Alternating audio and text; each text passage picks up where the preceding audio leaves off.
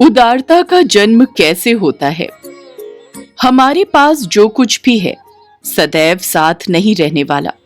किसी दिन तो सब कुछ हाथ से फिसलने ही वाला है। ऐसे में क्या हमें बहुत ज्यादा संचय करने की आवश्यकता है? क्यों ना थोड़ा थोड़ा देते रहें। लक्ष्मी चंचला है और इसका कोई भरोसा नहीं कब किधर चल पड़े, अतः उसको सदुपयोग कर लें। महात्मा योग वशिष्ठ जी कहते हैं कि जिसके जीने से बहुत से प्राणी जीते हैं वही वास्तव में जीवित है। अर्थात आपके जीवन की सार्थकता इसी में है कि आप कितने लोगों के काम आ सकते हैं।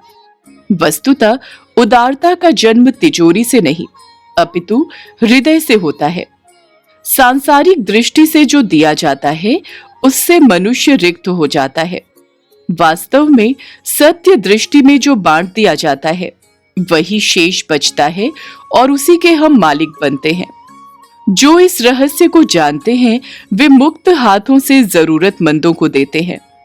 देने से गौरव प्राप्त होता है, इकट्ठा करने से नहीं। जल का दान करने वाले बादलों की स्थिति सबसे ऊपर होती है और उस जल का संचयन करने वाले समुद्र की स्थिति नीचे होती है। इस मर्म को हमें समझना चाहिए।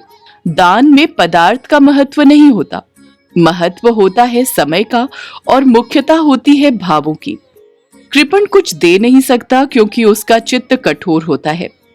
कोमल हृदय वाला सिर्फ देता ही नहीं है अपितु स्वयं को भी समर्पित कर देता है और असीम आनंद का भागी बनता है।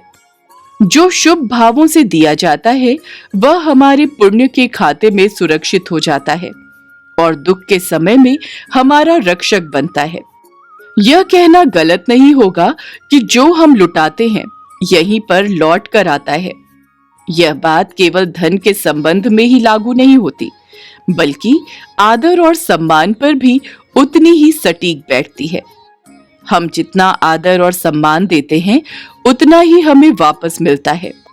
जो कुछ दिया है उससे बनी सुरक्षा कवच की दीवार को कोई अनिष्ट भी नहीं लांघ सकता। हमारा ये वीडियो अगर आपको पसंद आया हो तो हमें लाइक, शेयर और सब्सक्राइब जरूर करें।